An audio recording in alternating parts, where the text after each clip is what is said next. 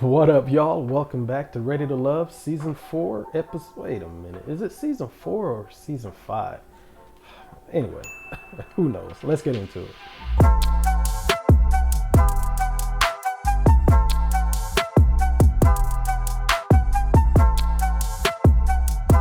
What up, y'all? I'm Christopher Markland, author, podcaster, YouTube reviewer, you name it, I do it. I'm Jamaican, what can I say? Welcome to my review of episode 2 of the latest season of Ready to Love. Y'all, I ain't gonna lie, when I saw the previews of how the season was gonna look, the eye rolls and the head shakes started because I was like, oh, okay, this is gonna be an interesting one. But here we are. I'm glad that y'all are joining me. We're gonna have fun this season one way or the other. So be sure to like, share, and subscribe, and let's get into this review.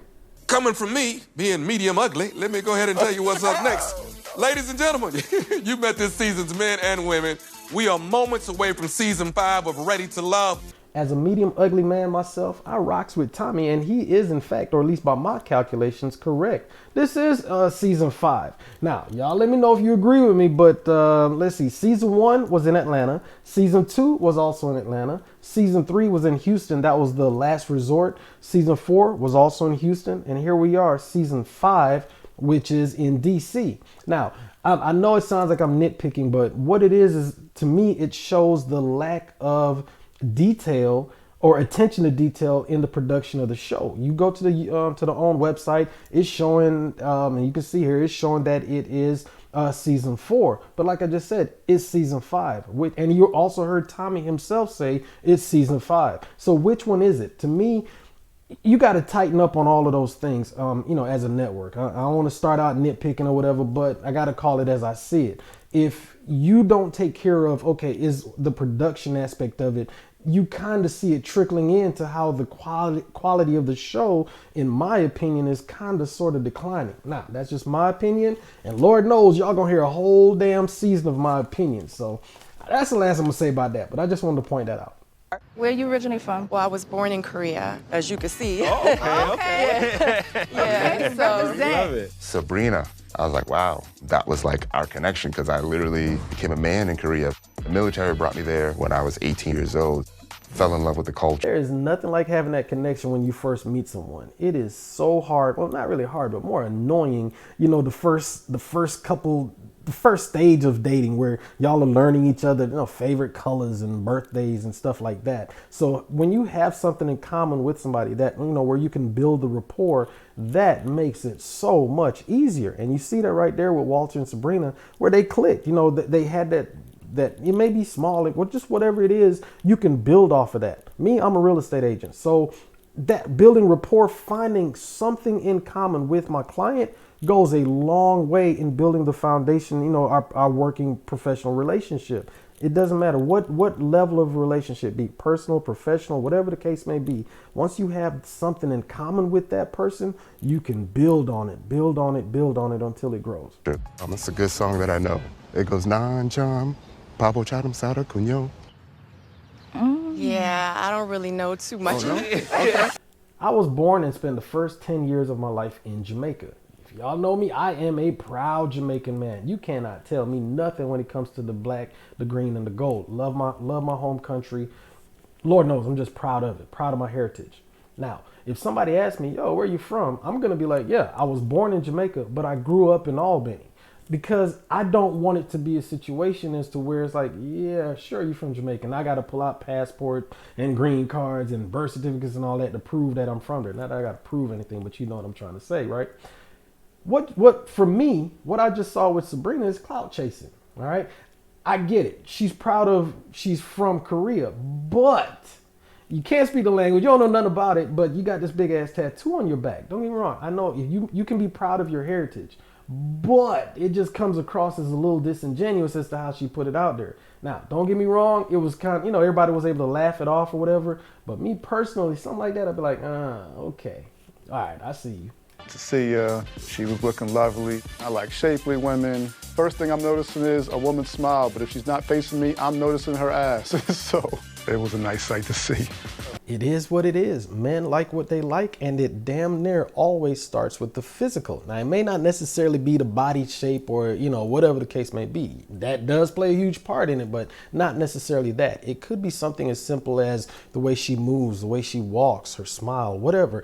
Those are the things that usually attract a man's attention. And then from there, he gets to know you. Yeah, now he wants to see, okay, what's that personality like? What's her sense of humor like? What is she into? Those things. But at the end of the day, the beginning of the day, I should say, it all starts with the physical. What catches his eye? What makes him attracted to her, so that way he can move towards her and get to know her better. I have not been married before. No children. I just firmly believe that a woman should be pursued. I want to be the prize because I could be high maintenance enough for both of us, for sure.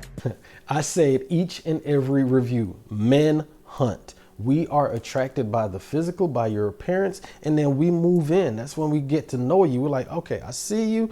I want to get to know you. What's happening? So you approach her, and then that's when you start to see the other things that make you kind of be like, yeah, I'm good. The high maintenance, the personality issues, all of those things are what make you kind of back up. Like, you cute and all that, but yeah. Now, are we still attracted to you? Hell yeah. You're physically attractive. There's something about it that caught our eye in the first place. Now what happens though, when we start to see all of the other stuff, we realize what category to put you in. Like I've said it many times, women control the wop, men control the walk. Meaning, yes, we are attracted to you, but as far as the relationship, it's up to us. And even though we may be attracted to you, that doesn't necessarily mean we want to be in a relationship with you or wife you. Two different things. I'm wearing a Leo necklace for a reason, because I'm a Leo, so I got the hair, I'm about to come for it.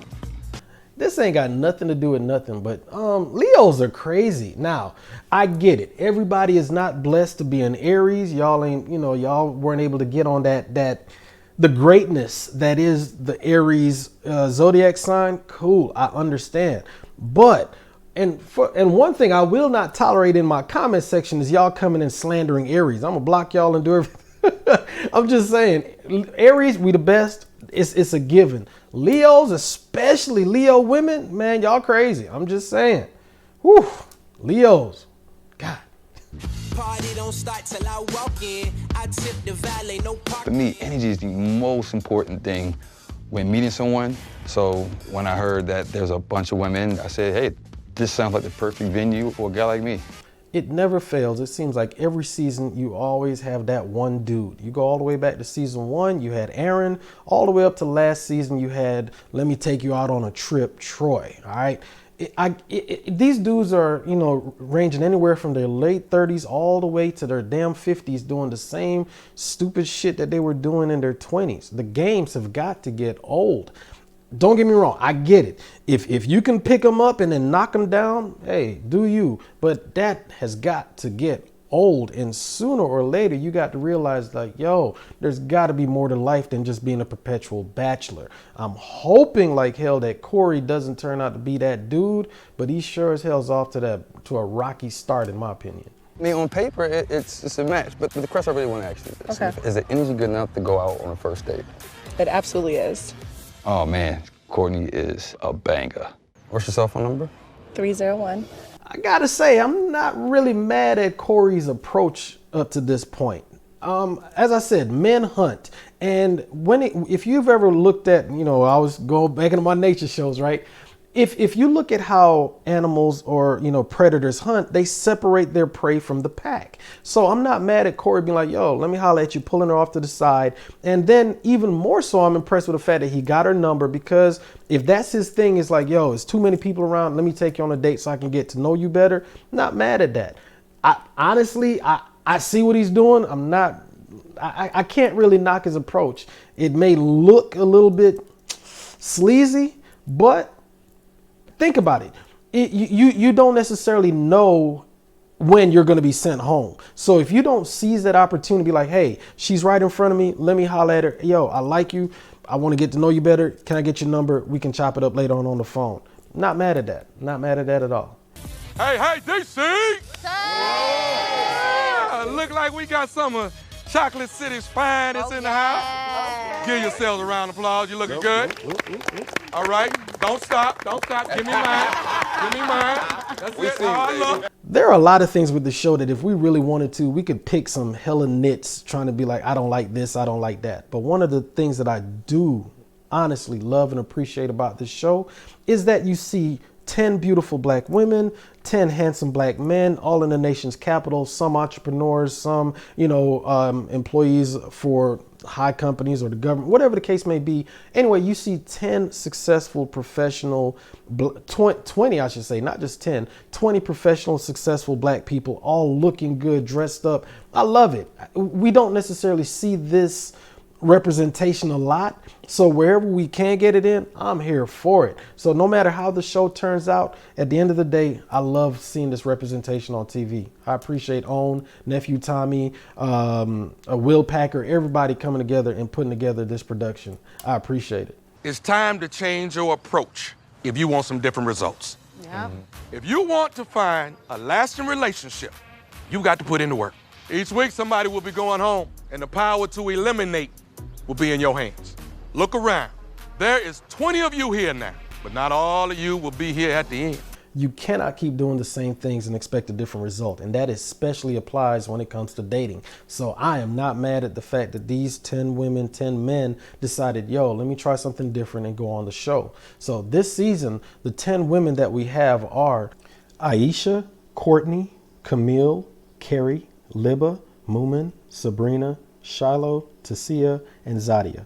The fellas are Carrington, Corey, Cornelius, Dante, Frank, Lamont, Naeem, Phil, Tyrone, and Walter. As I said, this is a good looking group of people. Now, don't get me wrong. It's a couple of them already got my eyes rolling and I'm just shaking my head like, bro, what? However, we're going to push through and see how it works out in the end. Can you come with me, please? Sure. All right. Oh, child, Corey. When he pulls me to the side, I don't know what to expect, but I thought it was very odd. I am really excited to meet you. Really? The energy has me. I would love to get the opportunity to, are you available Friday or Sunday? Again, I'm not mad at Corey's strategy. However, I'm shaking my head at his damn tactics. I like the fact that he pulled each woman aside, had conversations, got their numbers so that way he can be in communication with them outside of the mixer. Not mad at that. What I don't like is the fact that this dumbass decided to use the exact same line talking about, I like your energy. I get it. He's Mr. Copy and Paste. Cool. But like I just said, you cannot keep doing the same thing and expect a different result. Also, sooner or later, these women are going to get together. They're going to compare notes and it's going to be like, yeah, what's going on with this dude right here? Like I said, like his strategy, don't like how he's going about doing it. Sunday for a date? Yes. And then I was like, where's this connection and energy coming from? Did I like blink my eyes correctly? Did I sip my drink and you felt like, oh, that's gonna bring, like it was just really weird. What do you want to do? Unless Carrie has an exquisite bullshit meter, her reaction's a little bit off to me. Now, I get it. We can see that Corey's definitely on some BS. That's fine. His approach, he's talking to all the women, cool. But if he, like I said, men hunt. So if he saw something in her, she may have just been physically attracted. He wanted to get to know her. So if he approached her, her reaction would be like, oh, okay, why is he, it doesn't make sense. Men are attracted to the physical, like I've said countless times. It's not necessarily how you look. It could be something as simple as she's sitting there and she's holding the glass and just her feminine curves caught his eyes like, oh, okay, there's something there. She doesn't know what it is because, again, the men are the ones that control the walk. It's up to him to be like, yo, I like her and ultimately want to make her my wife. It's up to the guy to make that transition, if you will, to approach her. Let me tell you a little bit about me. Me and my wife, we were just friends. We had been friends for a while, had known each other, mutual friends, whatever. One day I was just sitting there scrolling through her Facebook page for whatever reason, and I came across one picture. I was like, oh, okay. It was nothing. I wouldn't say it's an obscure picture. It's just a mundane picture of her, but it was something about that picture that piqued my interest. And I was like, you know what? Let me get to know her a little bit better. Now, as far as she's concerned, it's like, what about the picture? All I was doing was X. It doesn't matter to what she's doing. It mattered to me because, as you see now, she's my wife. So in that reaction from Carrie, I don't know. You got to kind of let your guard down so that love can enter. But if you always got your guard up and like, oh, why you want, and the man has to explain why he's attracted to you, yeah, it's going to be a long road for her if that's the case. In this mixer, I try to hit on everybody. The whole conversation is just a copy paste to get them on the first date. I excel there. As I said, men hunt. Now, how you go, what weapon you use when you hunt, that's a whole different ball game. Some dudes go out there with a shotgun, meaning they just scattering and just popping off. Those are the dudes that send out them random good morning, beautiful texts, right? Copy and paste. That's what Corey said. He's Mr. Copy and paste, right? However, there are also some dudes that use a sniper rifle when they hunt, meaning they see one person and they pick her off, right? In other words, like, yo, I'm interested in you, and they approach only her. We've seen that from a couple of the guys so far. It's like, okay, one person, piques their interest, like I said, and they approach that person. Obviously, Corey's strategy up to this point in his life hasn't been working because the dude, was he 40 something and not married? If you want to keep on doing the same thing, good morning, beautiful, copy and paste, and hope that miraculously, love is going to find its way, nah, it don't work that way. You got to change your tactics if you are really and truly intentional about finding love. How long you been single? Single long enough. You single or you single? I was single and You was out here playing. I wasn't playing. I was more so like, I'm not trying to hurt nobody. Okay, so do you feel ready? These are real serious questions. I'm always wary of a man that doesn't answer a direct question with a direct answer. If I ask you something and you give me this vague, wishy-washy, all over the world answer instead of just giving me a direct, straightforward answer, I'm gonna be a little bit wary of you because my bullshit meter is gonna be like, okay, something ain't right with this dude. It's a yes or a no. I don't want to hear all that extra stuff. The same thing applies to dating. Right there, we see Tasia asked some pretty simple questions. How long you been single? He didn't say, well, year, 2 years. He said, I've been single long enough. What the hell does that mean? Long enough for him could be 2 minutes, 2 hours, 2 days, 2 weeks, 2 years. What's the answer to the question? It's a simple question. I've been single for 2 years. Also, if you're going to ask the question, you need to give that person space to answer. She asked him, and then as he was giving his answer, she came with another question. Now, I'm not saying that, and I've talked about this before, on the first encounter, you start interviewing the person. So where are you from? Where'd you grow up? Where are your parents from? I'm not saying you interview the person. What I'm saying is if you are intentional, then you be intentional and ask direct questions and then give that person the space to answer. Because what you're trying to gain is not necessarily just the answer to the question. You're also trying to gain gauge how forthright that person is going to be when you ask them questions. Because obviously if there's an attraction and you get closer, you're going to be asking more in-depth, more detailed, more personal questions. So if they can't even answer the simple questions up front in a straightforward, honest manner, how can you expect them to give you a more detailed answer or an answer that you can trust later on? I felt like I was in a cycle of being asked the same question in different ways. You'll still see me, you'll still see the love out and about, but it's more so like I want to be more involved with that person so that we're both on the ssame level. But you done sneaking and linking. Yeah, I don't know what it is. Something's got my spidey sense tingling. I don't want to say I don't trust the dude, but I'm just a little bit wary of him. Now, I get it. It's exhausting. You got 10 women coming up and basically asking you the same question. Cool. That is annoying. It's like, okay, yes, I am, from here and this is blah, blah, blah. And you go through the same spiel. However, the bigger problem would be if none of the women came up and started asking you questions, because that means that they're not interested in you. So, it's fine. It's annoying. However, that's part of the process that you signed up for. So it's one of those things where, again, once I start seeing you giving long, drawn out answers and everything's a damn soliloquy, my spidey sense is tingling. Something ain't right. I don't know what it is, but something just ain't right. How old do you think I am? You gonna tell me? I'm gonna find out anyway. Right. So just wait until they show it.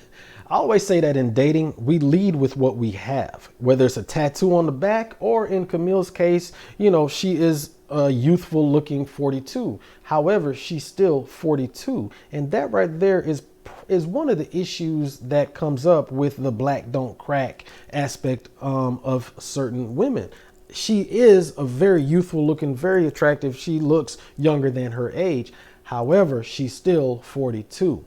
I've got a friend, another youthful looking woman, and her issue is that she's not attracted to men her age or older. Instead, she gravitates towards younger men. So here it is. You have a woman that's in her mid 40s and dating men who are basically in their early 30s. There's always going to be a disconnect. And then the men who are in their early 30s who are going towards her don't necessarily have anything of, dare I say, substance to offer her. So now here it is. She's in her early 50s and in the same situation, still single, still dating these younger, no good dudes who don't have anything to offer her, but yet and still she can't necessarily go after the older guys because she's not attracted to them for whatever reason. I'm not saying for you to go after somebody that you're not attracted to. If you don't want to sleep with them, then you shouldn't be with them. I get it. All I'm saying is whenever you have a woman that looks younger than her age, there's always let me not say always. There are going to be some times where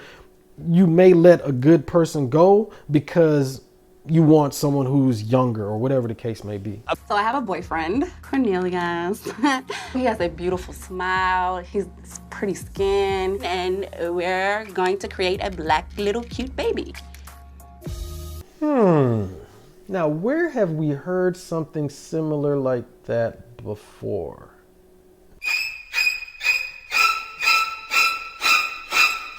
Yo, I'm kidding. It's just jokes. And speaking of jokes, I get it. Camille, she may have been, kidding when she said that, joking around. It may have just been said in jest. However, one of the reads that I've gotten from her is that she's kind of immature. Now, she's one of the oldest women on the show. I want to say the second oldest, and she may even be one of the most educated people on the show. As she either says it's either before or prior that she's going after her doctorate, her PhD. So obviously she's an educated woman. However, the read that I've gotten, and this is just based on what I've seen, and again, let me drop this disclaimer. This is a reality show. I am well aware that the producers will chop and screw, cut and edit, do all kinds of stuff to get a certain reaction and to project a certain narrative. I get it. I understand it. It makes the show interesting. It builds up that drama, all of that stuff that has us tuning in every week. So everything that I'm saying is just based on what I see on the screen, and I'm just calling it as I see it. So with all that being said and done, what they've portrayed so far of her, some of the things that she says, some of her facial expressions, etc., I just get the read that even though she's up here in age, she's down here in maturity. I don't know. We'll see how it progresses, but that's just my initial read of her. I think Livia was dope, great personality, but what are her values? Where does she come from? How do we mesh well together? So I felt like she was a type of person that I could really get to know, but I didn't know on what level yet. Man, if that wasn't a wordy ass way of saying that he's not interested in that woman, I don't know what is. I get it. He's not interested in her. Cool, that's his prerogative. However, if she was all of those things and like she's dope and got a great personality, fine. If you really were interested in her, those are and you wanted to get to know her, you would go after her and start asking those intentional questions in order to get to know her. However, instead of just saying, you know what, yeah, she's not necessarily my cup of tea, blah, blah, blah, he instead goes all the way around the world instead of just coming out and say, yeah, no thanks, that's not my type, I'm gonna keep it pushing. It's not that hard.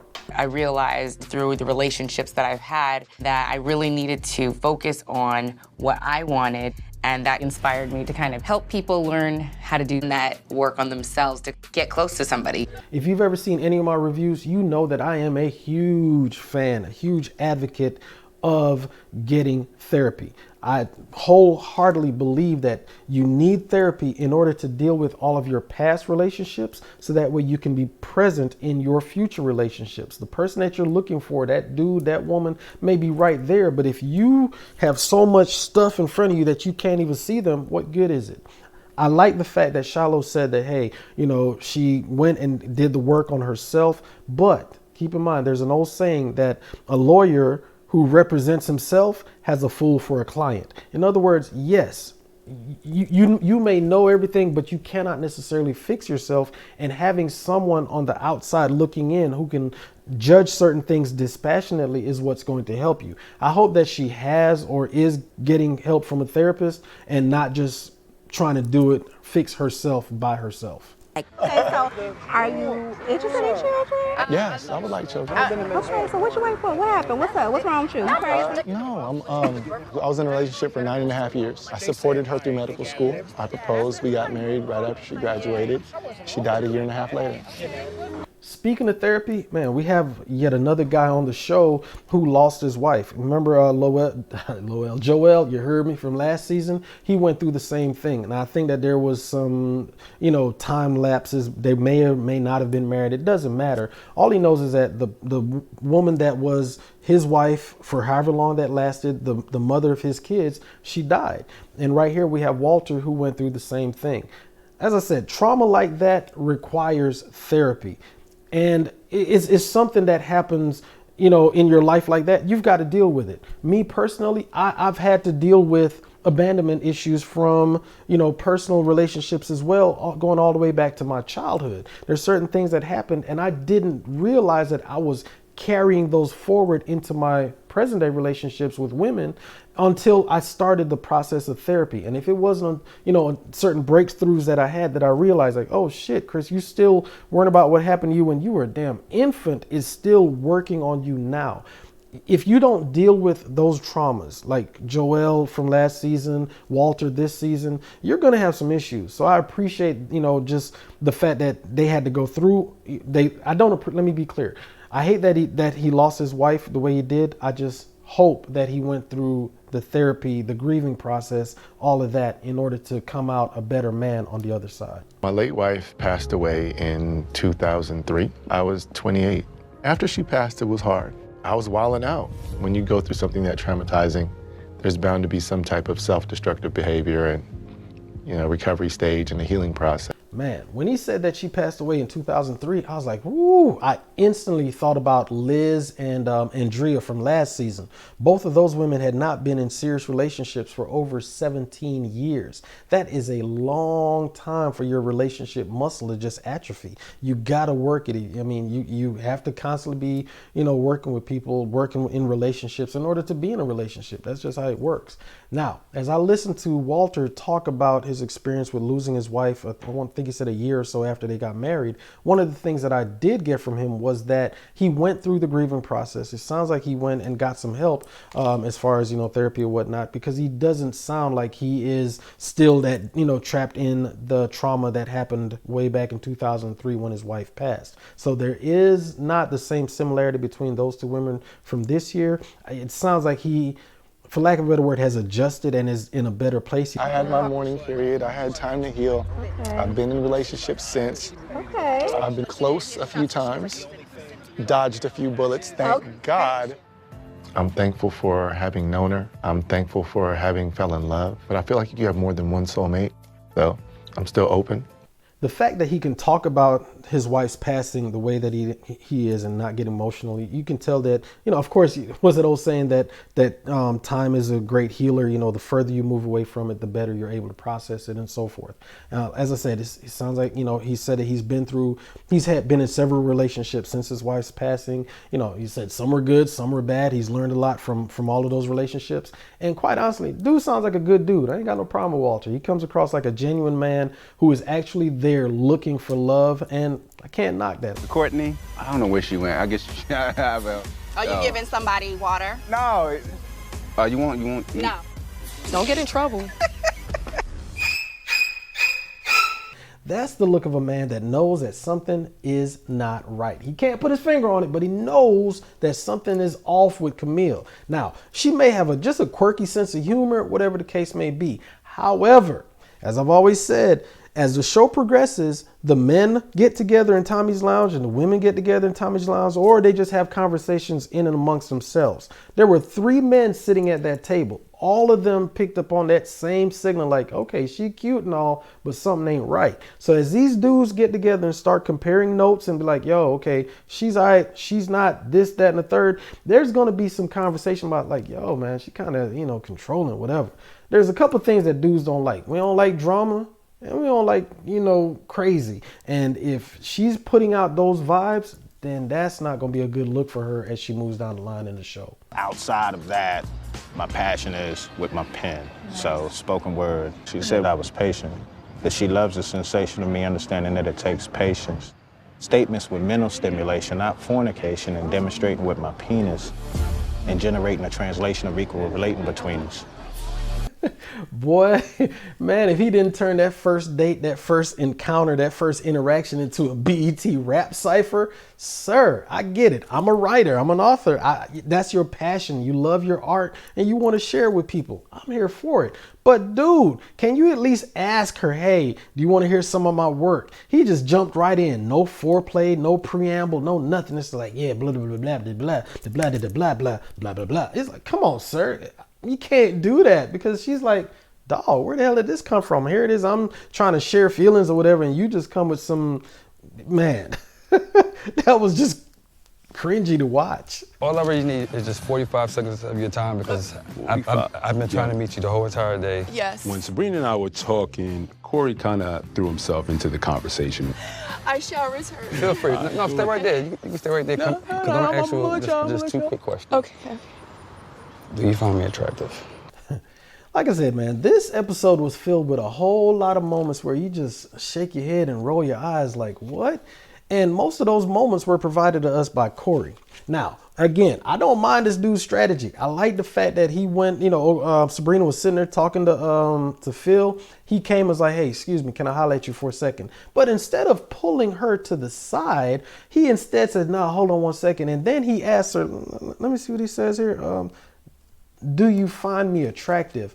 The hell? Come on now. First of all, that's corny as hell. Second of all, if you got to ask, you pretty much already know the answer. And third, that's corny as hell. Now, I don't know what he was trying to prove by doing that in front of Phil, because like I said, he could have easily pulled her off to the side, had that one-on-one conversation, be like, whatever, and then went on about his business. But instead, he wanted to do that in front of him. Like I said, the dudes talk. And when we get together, it's like, yeah, I don't know about that dude, Corey, man, he kind of full of shit. Whatever the case may be, we talk. And it's like certain dudes are like, yeah, I ain't gonna hang with that cat because of whatever reason. I don't want to be associated with him. I just don't like how he moves, whatever the case may be. So I, again, do not know what he was trying to accomplish by spitting that game in front of Phil. Not a good look. I haven't really gotten to know you yet. Okay. Physical means absolutely nothing. I totally agree with you. It's like, nah, bro, you don't need to do it. You don't need to be here. That is a rookie mistake. I'm available Thursday, Friday, and Saturday. I would love to talk to you a little bit more. Okay. Shit, man. Yo. Corny as hell. Yo, the only thing that would have made that funnier was if Phil would have just reached down and picked up Corey's face and handed it to him, be like, here you go, bruh. It's like, again, I see what my man's trying to do. I get it. It's cool. I like the fact that, he came up to Sabrina. And here's the thing. She was willing to leave Phil to go holler at him. So that speaks volumes, like, okay, hey, Phil's cool and all, but you came up, let me go. She's willing to move with him. That's a good sign. But instead of him following through with that and saying, yo, come over here, and then talking to her, he instead, I don't know if it's hubris, arrogance, idiocy, I don't know, whatever you want to call it, it makes no sense. And I don't quite understand what this dude is trying to accomplish with the moves that he's making. I really don't have an outlet, and I've never really had an outlet to be able to just talk to someone about it. And just being a single mom, and it gets challenging. Oh God, my makeup is probably It's not. You still look great. You still look great. I did start crying, and it caught me off guard. Man, therapy. We all have something that we're dealing with. We're all going through something. We're somewhere in life. Stuff is happening. Life is going life. And I like the fact that even though they just met each other, Sabrina found a safe space in Walter to share something that's important to her, dear to her, that's, troubling. I don't want to use the word sad, but it's weighing on her. She's taking care of her elderly mother with dementia. That's a lot, to be that caretaker on top of the other stuff that you've got to deal with in life. Man, I got all the respect for her doing that. But the reason why she's able to find that safe space is because Walter is intentional in trying to get to know her. Let's go back to what I was saying earlier with Carrington and Libby. He said all kinds of stuff about, she's and I really want to get to know her. All right, you don't talk about it, be about it. Go holler at her. Be like, hey, you cool and all. What about this? Tell me about this. And he didn't do any of that. That's the difference. When you're intentional about wanting to get to know someone better, you're going to do it. Not just say it, as Carrington did, but you see the difference in how Walter approached Sabrina. The fact that I felt that safe and vulnerable is amazing because I haven't felt like that in a very long time with anyone. It was a special moment. He's a special person. Again, the crazy thing about relationships is, especially for dudes, is that we know pretty quickly. It doesn't take that long. Like I said, it may be, might be the very first meeting, but maybe a couple days, couple weeks, couple months, whatever. It does not take that long. It doesn't take years for you to realize, oh, that's the one. It don't take that damn long. You're just dragging it out at that point. At least that's my opinion. Y'all let me know in the comment section if you agree. Excuse me. But anyway, once we realize that, I like what you're bringing to the table, that's when we start saying, okay, what's happening, and you get to know that person. And as you learn them and get to know their personality, get to know their quirks, get to know who they are, that's when you start backing away from the table and taking your ass closer towards the door. Now, how they handle the issues that are put on the table is what's going to make you come back and be there at the table with them, trying to sort out this thing that we call love and relationships. However, it doesn't take that long to realize that, that's the table I want to sit at. Let's see if it's going to work. What was the reason why your last situation didn't work out? When I turned 30, there was a lot of things that were different. This is a great question to ask someone when you are in the early stages of dating and getting to know them. However, and y'all let me know if you agree with this in the comment section. Let me know. But for me, if I ask somebody, so what happened in your last relationship, and they make themselves out to be the hero of the situation, I'm gonna start backing up, because I get it. It's two people, and I understand that, the other person may or may not have been perfect. However, at the end of the day, if you get out of that relationship and you can't say, hey, this is what I did, these are the mistakes I made, I probably could have done things differently. If everything that they say is, well, it's the other person's fault, they this, they that, for me, that's a red flag. And I start looking at them like, oh, okay, something ain't right. I became a mom. Okay. I was in my career. I learned to not tolerate a lot of things. And a lot of people don't realize that as you grow older, you're supposed to grow more mature. Okay. He wanted me to be 25-year-old Courtney, and I was never going to be that girl anymore. I had responsibilities.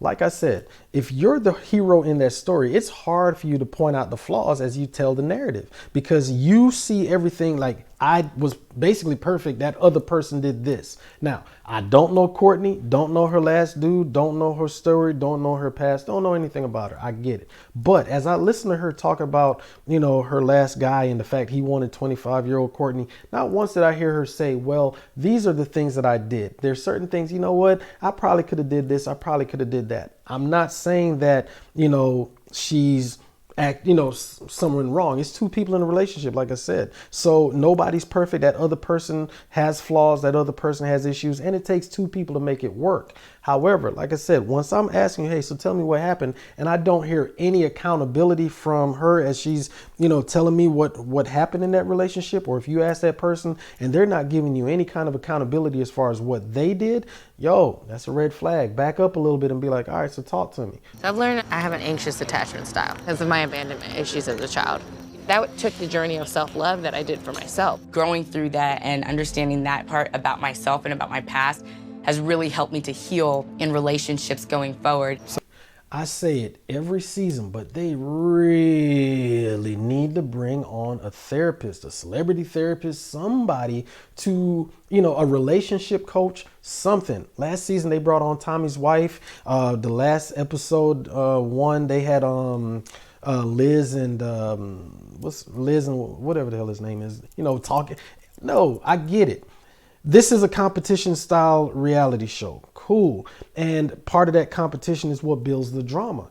Fine. You can still have all of that and still bring in a therapist who can then give a different perspective as to why, you know, the people on the show are where they are. Because you cannot be ready to love if you haven't went through the work to be ready for love. There's certain things that have to be done. And every season they bring on new contestants, new cast members with the same old traumas. Every season you can be like, oh yeah, that's such and such from season 1. The exact same personality type, the exact same issues. Oh yeah, that's somebody from season 3. The exact same personality type, the exact same issues. It doesn't matter. You know, you can bring on all these people, but you're going to have the same thing. Is until they can start, maybe in my opinion, showcasing like, hey, you see that right there, you need to work on this because it's going to affect that. If they don't address those things, we're going to keep seeing the same type of people, and then after a while the show's really going to get old. Who are you feeling? Every woman here has good energy. I was very curious on who Corey genuinely felt connected to. Every woman. I thought you was kind of feeling me a little bit because you did ask me out this weekend, remember? Yeah. Did he say he felt your energy? He did. And I was like, oh, really now? Because he's supposed to go out on a date with me. As sloppy as Corey is, again, I'm not really mad at his strategy. Now, for him, yes, he needs to take these women out on individual dates, and he asked them out. Absolutely nothing wrong with that. That's actually what the show's about. So I'm not mad at that. The problem is that he uses the same tired ass line about, yeah, I'm really feeling your energy, knowing damn well he ain't even had a conversation with the woman. So we automatically know that that's some BS. You know, it's like it doesn't really make any sense as to why he keeps saying the same line. And then, you know, because what it does is he does not come across as genuine. You can tell it's a line. It's okay, copy and paste. That's what he says he does. And he is literally verbalizing copy and paste. I've never seen anything like it.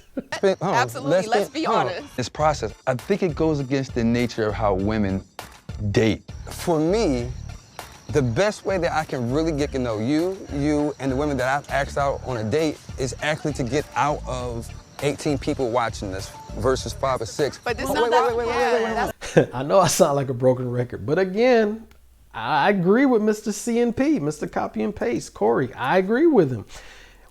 The ladies may not like it. However, if that is his process in getting to know the women, is to take them on dates outside of the confines of the show, if that's how his process that he needs in order to build a deeper, stronger connection, I'm not mad at that. That's his process. He signed up for the show. He's aware of the parameters of the show. 10 men, 10 women, and that means you're competing. So if he's interested in 4 women, 5 women, he's like, yo, I want to take you on a date Friday. All right, I got Saturday open. I got Sunday open. Okay, cool. Monday, hey, let's do brunch on Tuesday, whatever. If that's his process, then so be it. Think about it. He's not sneaky with it. He's not being all conniving. He's being out in the open. He's like, yeah, I asked her out on Thursday. I asked her out on Friday. There is absolutely nothing wrong with that. The only thing is that he's being sloppy with it. You know, it's just all out in the open, and it's like, bro, what the hell are you trying to do? You know, it's not like, hey, you know, I asked her out on Friday, but I really want to get to know you. I know we're all here. Do you mind if I take you out Saturday? Nothing wrong with that. But if you like, hey, baby, I love your energy. You know what I'm saying? Let's go out on Friday. Yeah, that's some BS. And of course, women's intuitions are like, bro, you want some BS for real? And of course, they're going to back up off of you. So again, I see what Corey's doing. He's not being sneaky, but he's damn sure being sloppy.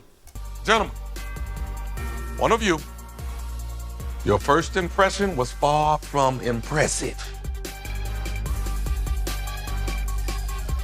Lamont and Corey.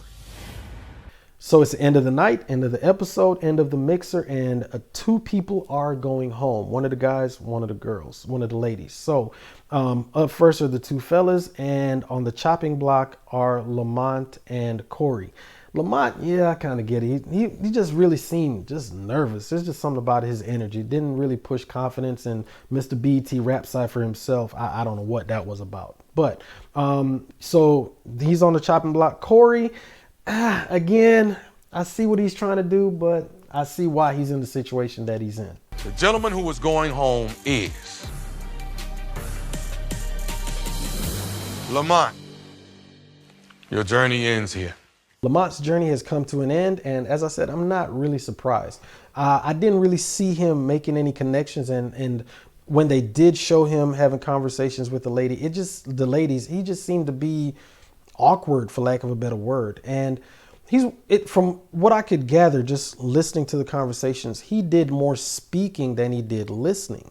And it's one of those things, if you're getting to know someone, learning them, you have to listen. But instead, it seemed like he was more ready to speak his poetry, the spoken word, etc., as opposed to listening to the ladies and hearing what they have to say and then building off of that. So because of that, he's out. Up next are two ladies. There are two women that many other fellas question if this might be their last night with us. Libba. Oh. Okay then. And Tasia. Yo, not gonna lie, I did not see Tasia being on the chopping block. Libba, yes, because she basically reminded me of the female version of Lamont. They were just the same in their interactions. Libba, I can see why she's in that situation. Tasia, not so much. Now, I will say this.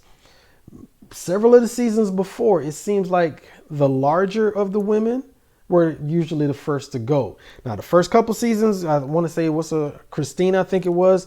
It was just more of a combative attitude, for lack of a way to describe her personality. Tasia, not so much. Like I said, I'm a little bit surprised. We're going to be talking about it a little bit. I'm not going to dig into it too much. I want to see how things unfold, but it just kind of sort of seems to be that pattern. Between you two, the one woman that the fellas felt was a little less ready to love and going home is Libba. So with that, Libba's journey has come to an end, and we are down to 9 men and 9 women. As I said, not really surprised to see either one of them go. They had the least connections with anybody else compared to the rest of the castmates. However, the drama has already begun because Tasia is not happy.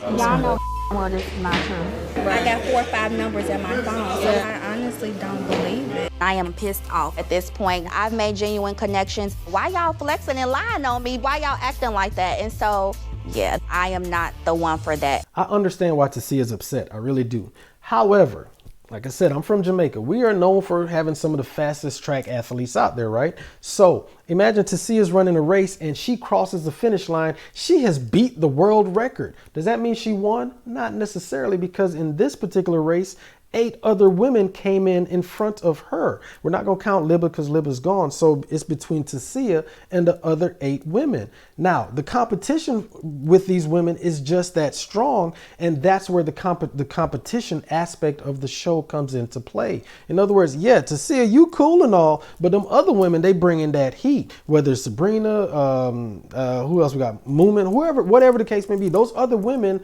are there and they are bringing their A game. So Tasia can either, be like a goldfish, like on that TV show that's popping right now and on Apple TV, where the guy's like, yo, yeah, you had a bad game. You got to be like a goldfish, short-term memory, forget all that. And now you got to get ready for move forward. Or you can walk around pissed off, man, I can't believe this. And now the dudes see that. It's like, yo, I don't want to have that. I don't want to get to know that better because no, it doesn't look approachable. So something has to give. You just realize, yo, the competition is real. How can I step my game up in order to be ahead of those other 8 ladies? So anyway, y'all let me know what you think. Do you think that Libba and Lamont should have been sent home? If not them, who do you think should have went first? Y'all let me know in the comment section. Let me know who you think should have been eliminated or how you think things should have turned out. I want to hear it. As always, y'all, please make sure you follow me on social media. On Facebook, it's at author Christopher Markland. On Twitter, it's @_Christopher, as you were. It's @Christopher_Markland. And yo, make sure you follow me on Twitter.